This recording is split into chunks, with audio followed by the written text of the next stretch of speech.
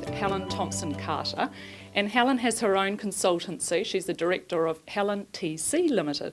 So Helen has over 15 years international import and export experience, and Helen has come on board as one of our accelerators as part of the Accelerate 100 program.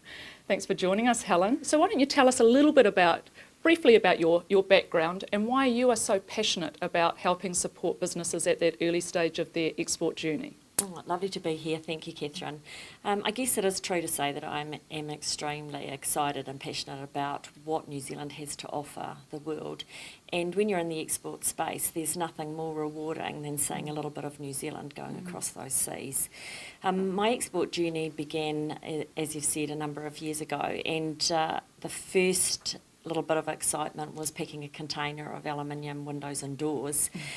What followed from there was electronics, French perfume, insecticides, aerosols, and most recently jewellery.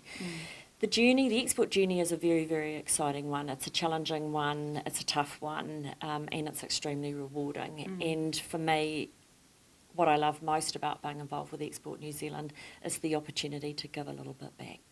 That's great. Thanks, Helen. So what do you see as being the biggest challenges for businesses at that early stage of their journey? And then how do those challenges change as they become more established on the international stage? The hardest part is actually knowing where to start, how to start, having a checklist and a priority list. And one of the biggest things is how do you finance that growth and delivery to the other side of the world? The rewards are definitely there, and what we need to think about is identifying the opportunities rather than going for a straight strategy. Good things come out of one little introduction, one little opportunity can lead to enormous scale. And so I guess I go back to that point, that finding the right place to start and then being able to think about what the opportunity looks like and resource up internally for an external delivery. If you had your time again, what would you do different? I guess it would be around the financial aspect. I've taken a lot of risk and looked in extreme places for opportunity, and they have paid off, but it's been an expensive exercise.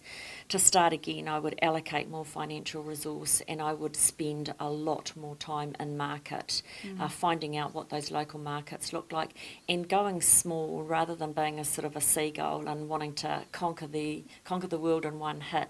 You know, developing your homegrown markets so that they become the springboard to feed your export growth, and then looking in the right place, growing one export market at a time. Great. Good advice. Thank you, Helen.